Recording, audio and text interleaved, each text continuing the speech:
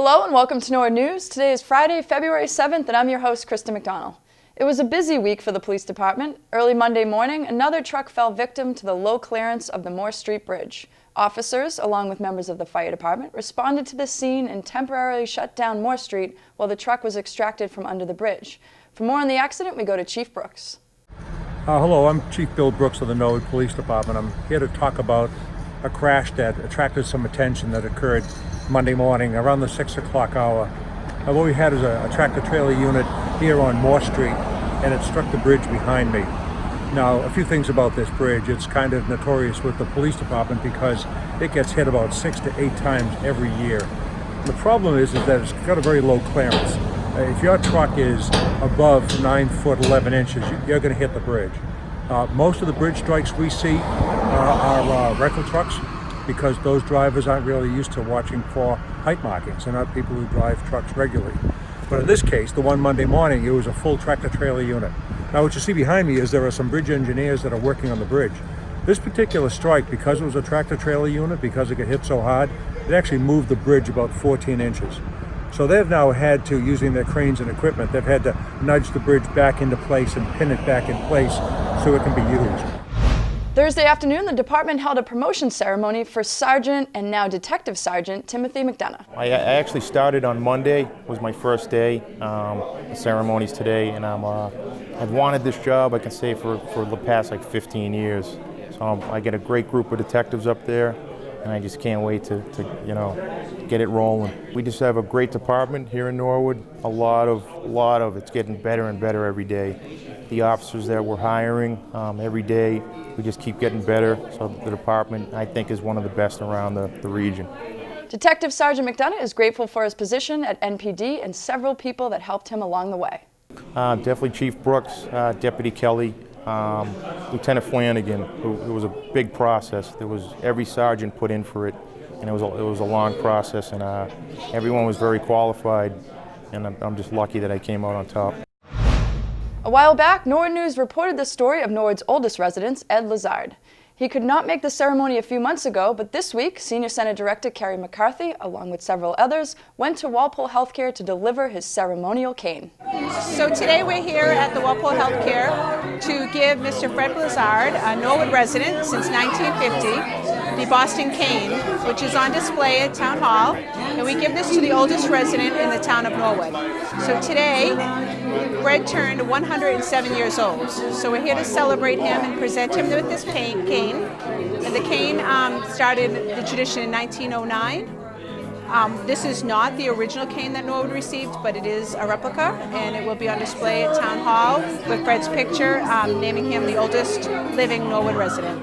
Lazard was honored and surprised by the party. Obviously, it's been a great day. It still is a great day. I'm very happy for what happened, and I certainly didn't expect quantitative of my greeting. Yes, I just thought maybe coffee and donuts, so that would be the end of it. Instead, that's become a major event. And I never say no to that. So, once again, it's been awful nice talking to all of you. Again, happy 107th birthday to Mr. Lazard, and congrats on being the oldest resident in town. Stay tuned after this break for more town news and this week's Living Local.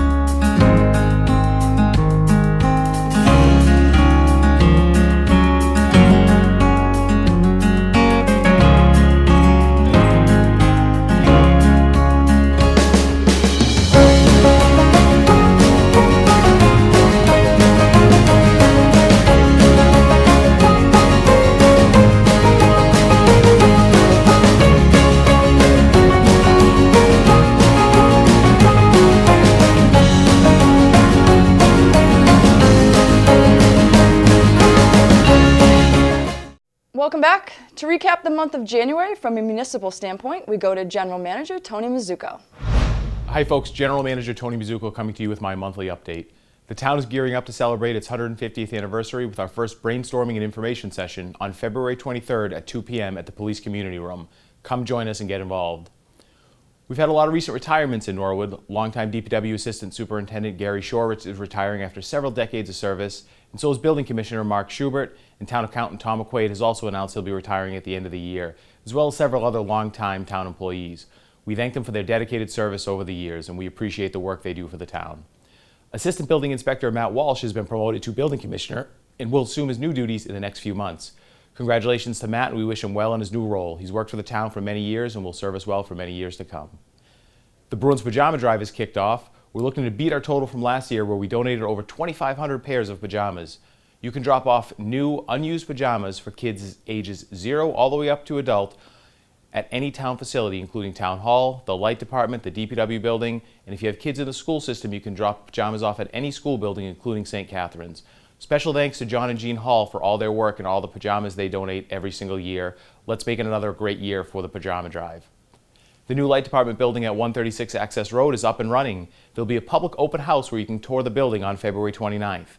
As a reminder, you still pay your bills at Town Hall for light, cable, water, and sewer. Norwood is now a green community. The town was recently awarded the designation by the state and a $180,000 grant for energy efficiency projects at municipal and school buildings. Kudos to the team that made that happen. With Valentine's Day right around the corner, you might be in need of some last-minute gift ideas. Keegan's Jewelers in South Norwood is a one-stop shop for all your jewelry needs. Let's go learn more about Norwood's oldest jewelry store on this week's Living Local.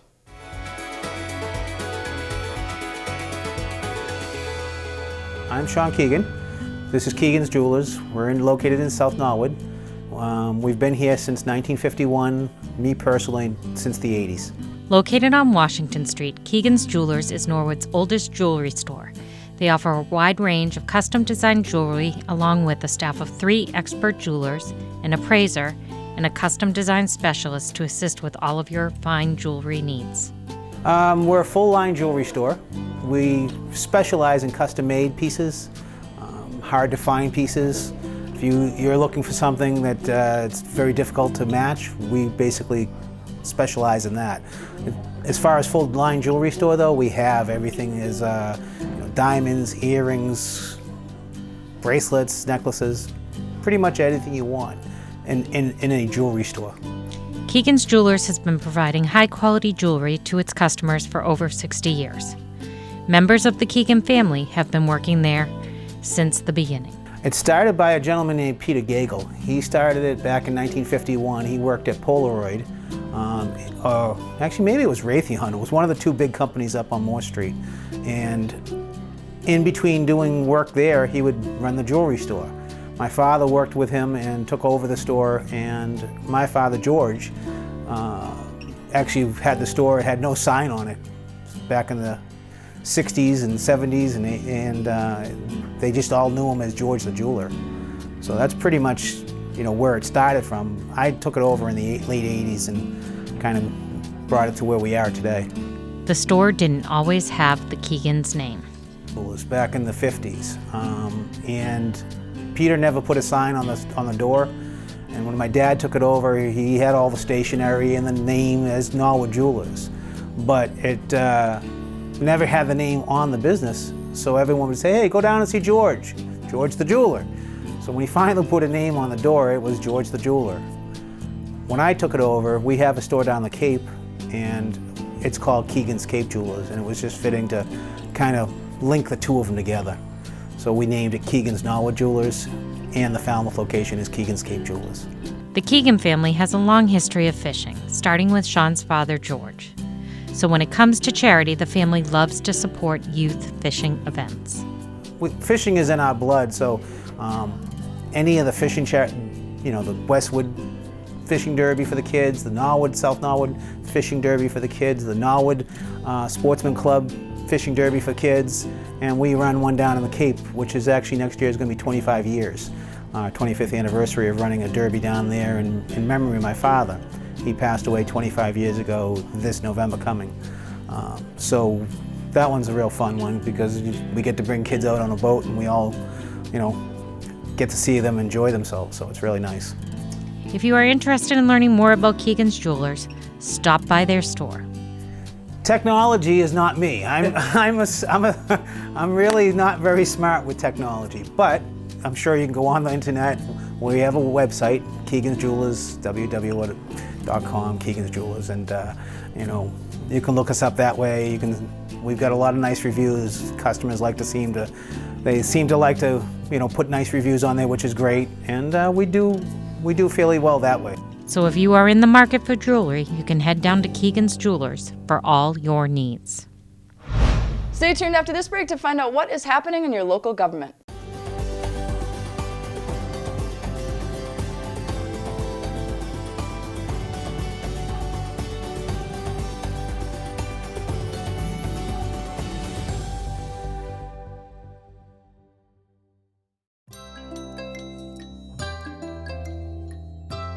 The Norwood Senior Center's mission is to identify the needs and promote services for older adults. The center is open Monday through Friday, 8 a.m. to 4 p.m., and during the summer they remain open until 8 p.m. on Tuesday evenings. To contact them, call 781-762-1201 or visit www.norwoodma.gov.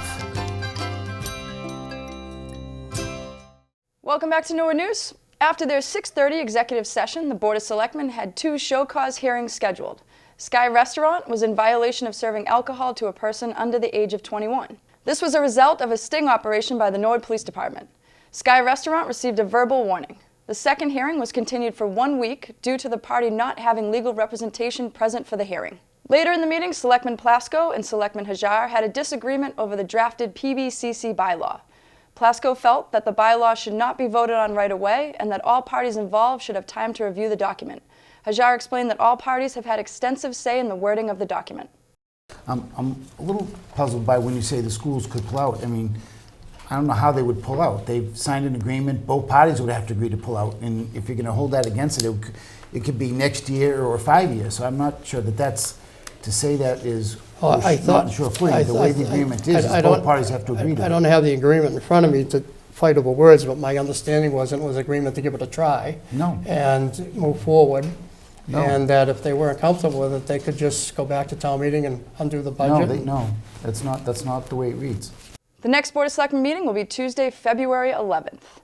There was quite a crowd at the Zoning Board of Appeals meeting on Tuesday. An applicant was before the board to propose building an enterprise car rental and sales building at the former Mr. Tux and Cap World property. Many residents in the immediate area attended to hear the proposed plan and voice their concerns. After lengthy discussion, the board approved the project with stipulations that there would be no access from Neponset Street, all lighting would be turned off by 8:30, and they will replace a fence. The school committee met in their regularly scheduled room. After a donation presentation from the Christmas Holiday Concert Committee, the meeting moved to budget discussion. Representative John Rogers appeared to present the state's budget implications, and Lori Semino presented special education budget requests and breakdowns. Business manager Karen Sheridan presented the FY21 preliminary budget breakdown to the committee that included percentages of money allocations, including over 70% to instructional services. In the superintendent's report, Dr. Thompson recommended the hiring of another 4th grade teacher to combat the rising enrollment demand. Discussion then ensued on where the money should be taken from to fund this request. It just came to mind, only one thing that I can think of that you could do is take some more of your bus fees revolving. Oh, that's true. There's still money left in that. Right. Yeah. So you offset someplace else with a revolving and for $20,000. I mean, we did up that, you'll see in the budget, but how much was it again that you just said? The total that you're requesting right now? $20,000. About $20,500. Yeah, so if you want to do a transfer or something like that. Okay. The committee voted in favor of hiring an additional teacher. The school committee's next meeting will be February 26th. Wednesday night, the Conservation Commission met and covered a number of agenda items during their 2.5-hour meeting. The meeting began with 3 notices of intent by Glassa Engineering Incorporated for the locations of lots 3, 4, and 5 Brook Street. After a lengthy discussion on the notices, all 3 were approved by the Commission. Following the Glassa Engineering items, Bowler Engineering then filed for a notice of intent at the location of 83 Boston Providence Turnpike. That too was approved by the board. The meeting ended with the treasurer and conservation agent's reports. The next Conservation Commission meeting will be February 19th. Thursday night, the Permanent Building Construction Committee met to present a few construction updates going on around town. The first update of the night was the Town Hall elevator project. Following the very brief discussion on the elevator, the committee gave an update on the chapel project and the proper ventilation needed for the boilers. The last update of the night was on the high school roofing.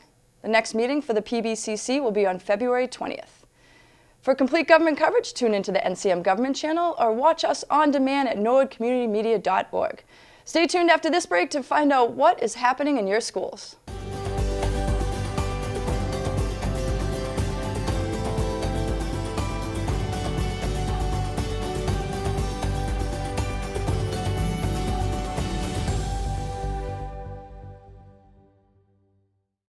Hi folks, I'm General Manager Tony Mizuko coming to you with a special announcement about this year's Pajama Drive. And I am Paul Bishop, Chairman of the Norwood Board of Selectmen, also here to speak about this year's Pajama Drive. This year we're collecting pajamas again for the Boston Bruins Pajama Drive, and we're hoping to beat our total of 2,500 pairs last year, and you can donate at any town building or any school building, as well as a number of businesses and community organizations throughout town. Many of the families around Norwood may not have the same opportunities other young families have. Young families today make sure their children are dressed warmly, especially at night when the temperatures are turned down in our furnaces and so on. And that goes for their grandparents too. They get concerned about their grandchildren. Everybody wants to see our young children dressed in warm pajamas during these cold winter nights. So it's important that you take part. So please be generous in donating new, unused pajamas for ages 0 all the way up to late teens and early adults. And you can drop them off at any of the school or town buildings in the town of Norwood. And again, as Tony said, last year we received 2,500 approximately donations across this town. It surpassed any other time that we've done this. So this year we're trying to surpass that 2,500 mark and go even higher. So help us do that job and keep our young people warm during these cold winter nights. Thank you. Welcome back. Now we're going to toss it over to our Norwood Schools reporter to recap everything that has happened this week in the Norwood Public School District. Hi guys, I'm Rory Kerr, and let's take a look at some activities happening in our Norwood schools this week. Last Friday, the Prescott School held a celebration of success. This event celebrated the 60th anniversary of the school, as well as their designation as a 2019 National Blue Ribbon School by the United States Department of Education. Here's Principal Brian Riley.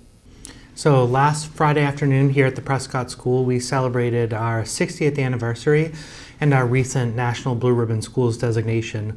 We had many past staff members, past students, current families come out to celebrate and really celebrate the last 60 years of excellence.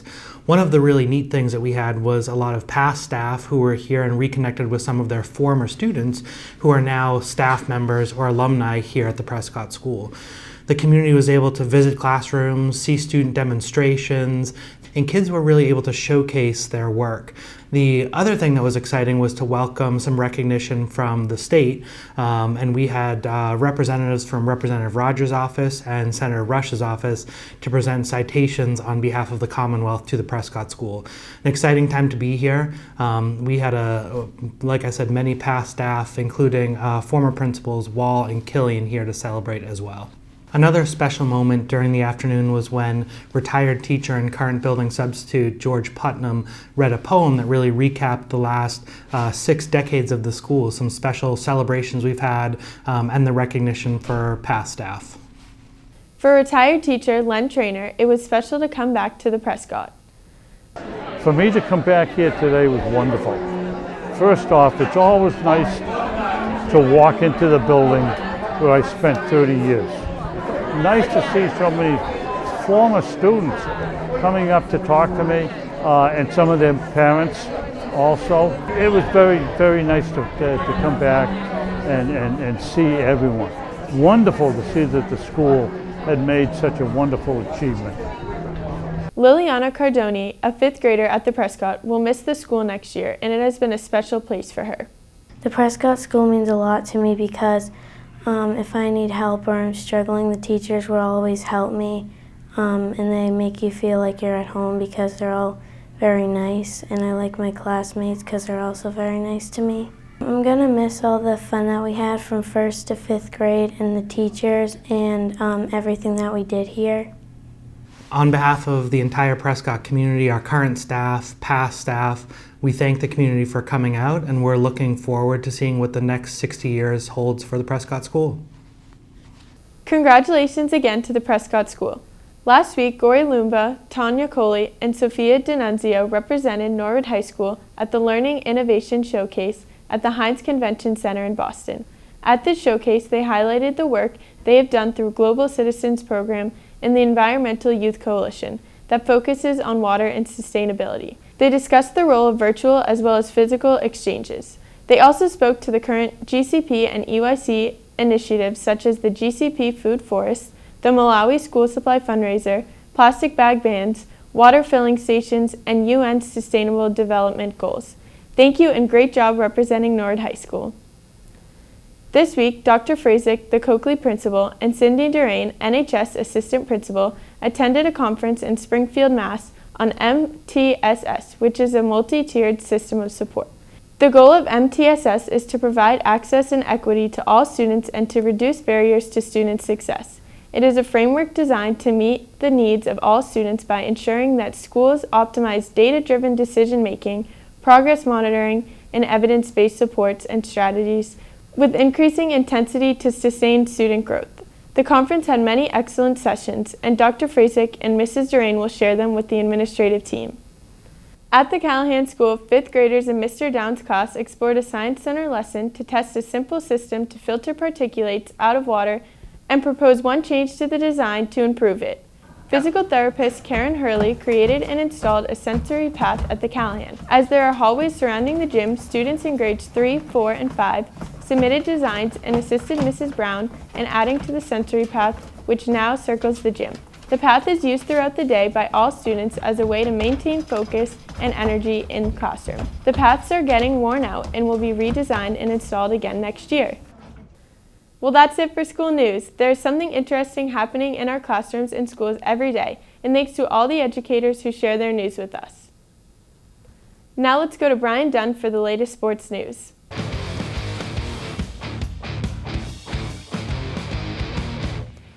Hello everybody and welcome into the sports update for this week. My name is Brian Dunn and we have an exciting update from the track and field teams. Solomon King broke not one but two records in the 55-meter TVL champion winning dash with a time of 6.66 seconds and in the 300 with a time of 36.42 seconds. Let's hear from Solomon King on his record-breaking weekend. I need to know for me, during my sophomore year, I was always looking up to the seniors and I'm like, I want to be seen as another teammate, not just another classmate, as another teammate. So that's what drives me to work hard. And I know at least for last year, I know Aiden was our star player, and I was I wanted to be, or at least seeing compared to him. So that's what drive me to work so hard, and then eventually set the record. So I've always wanted to run the 55 because I did the hurdles, so I'm what would it be just without hurdles? And so coach threw me in, and I got pretty close.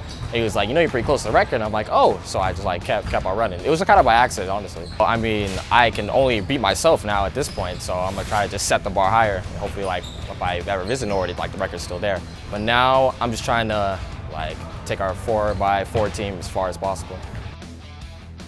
King led the way to a second-place overall finish for the Mustangs in the TVL meet, including a first-place finish in the 4x400 relay team, in which Solomon King was also a part of that. Also this week, it was a battle of the two heavyweights of TVL. Norwood and Dedham both came into the matchup with only one loss, so something had to give. And a couple late period goals gives the Norwood the edge they needed to pull out the 3-1 victory. Chuck Gallen has the post-game report. It was a very competitive game. I thought the first period was kind of a fail-out period. We kept our emotions down. I thought we played hard. We skated good, and we got the first goal. But then we gave up a goal with a minute left in the second period, kind of gave them a momentum. And then we scored early in the third. We held on, and our special teams played real good the last 6 minutes because we had 3 penalties in a row, and Tuca played real good too. Wrapping up the rest of the scores very quickly, girls hockey dropped a tough loss with Westwood. Girls hoop continues to dominate with a win over Norton. Boys basketball unfortunately did not favor so well against the Lancers. Wrestling dropped the TVL meet to Acton, and gymnastics picks up the regular season W over Brookline. And that'll do it for sports this week. We will have the rebroadcast of both the boys and girls basketball games this weekend and the boys hockey versus Denham game earlier in the week. So be on the lookout for those. And we'll let you know come playoff time where the teams are and where they're headed. Thank you, and back to you, Kristen. Thanks, Brian. Tuesday night, in front of a crowded Willett room at the Civic, members of various town departments and the Open Space and Recreation Plan Committee presented their Open Space and Recreation Plan 2020 through 2027. The 2020 through 2027 plan updates and revises the 2011 plan approved by the Massachusetts Executive Office of Energy and Environmental Affairs. The document has been prepared to serve as a planning guide for the various town staff, committees, boards, commissions, and volunteer groups in Norwood working to support open space and recreation. To view the full presentation, tune into the MCM Community Channel or stream it on www.norwoodcommunitymedia.org. Thursday night, Together Yes and Progress Norwood hosted their monthly sustainability series at the Morrill Memorial Library. This month's talk was the Trail of Two Cities, where members of the Norwood and Walpole Trails Committees came and spoke on the trails that residents can use in both towns, projects that are being done to upkeep current trails, and new trails that are being created.